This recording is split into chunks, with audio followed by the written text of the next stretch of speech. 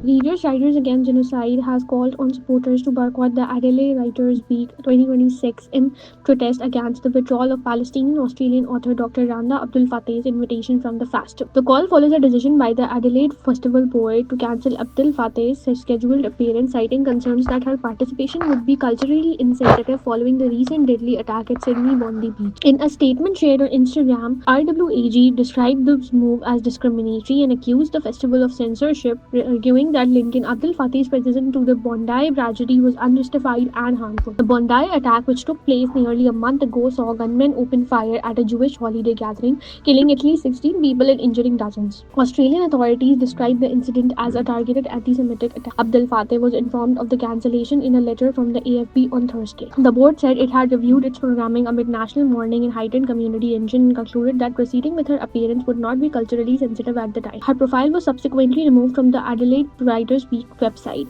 While the board stated that it did not suggest any link between Abdel-Fattah or her work and the Bondi Beach, it cited her past public statement as a factor in its decision. RWAG urged supporters to write to AFP chair Tracy Whiting to protest the move, warning that political interference in the arts poses a risk to democratic values. The group also encouraged a boycott of AWW and called on readers to purchase books by authors who have withdrawn from the event in solidarity. In comments to 7 News Adelaide, Abdel-Fattah described the decision as an example of institutional anti-Palestinian racism, saying her identity and presence had been unfairly associated with an act of violence she had no connection to. The cancellation of my appearance at Adelaide Writers Festival reflects the normalisation of anti-Palestinian racism by public institutions in so-called Australia.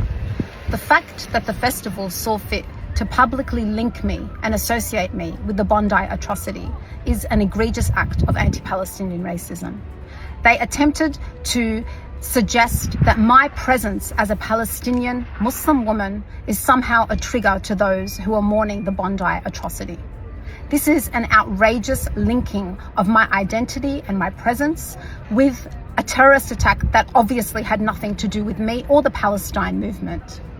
It also reflects an absolutely obscene contempt that the festival has for its writers, for the public, for its community, for booksellers, when they know full well that there will be a groundswell of support and boycotts. And indeed, the writing community has responded with principle and integrity.